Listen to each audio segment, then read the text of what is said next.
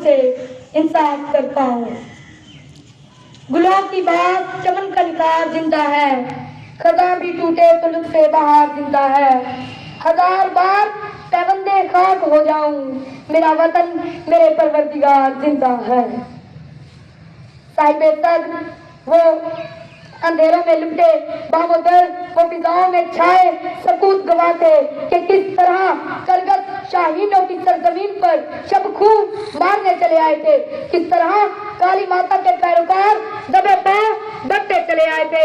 साहिबे सद्र ये वतन, ये धरती, ये शोहदा के लहू से बना पाने वाली धरती, ये शोहदा के लहू से सींची हुई धरती, ये औलिया कराम की धरती, ये जन्नत जैसी धरती। जनाबे सद्र ये धरती स्त्री में तो ना रखी थी, जनाबे सद्र ये धरती आसान तो ना थी, जनाबे सद्र ये धरती शाखे बोसीदा पर लर्जीदा पत्ता तो ना थी। जनाबे सद्र आखिर क्यों किस ज़ुल्म में मेरा हमसाया मुझ पर चढ़ दौड़ा था कि सुबह के नूर में लिपटा हुआ तोपों का धुआं यूं मेरे घर के बामोदर से टकराया था, जैसे भूचाल की हैबत का दाई बनकर कोई लावा किसी वादी में उतर आया था।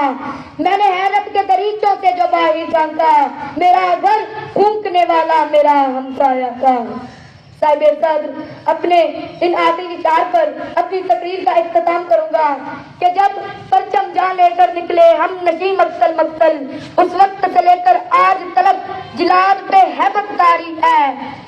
कुछ अहले सितम, कुछ अहले खिशम मैं खाना गिराने आए थे, दहलीज चूम कर छोड़ गए, देखा कि ये पत्थर भारी है, हम सहल अंगार सही लेकिन कुछ अहले वक्त ये भूल गए, ये खा के वतन है जान अपनी और जान तो सबको प्यारी है।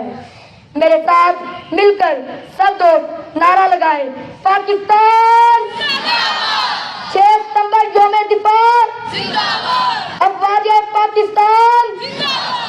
वस्सलाम व आखिरु दावाना अनिल हम्दुलिल्लाह।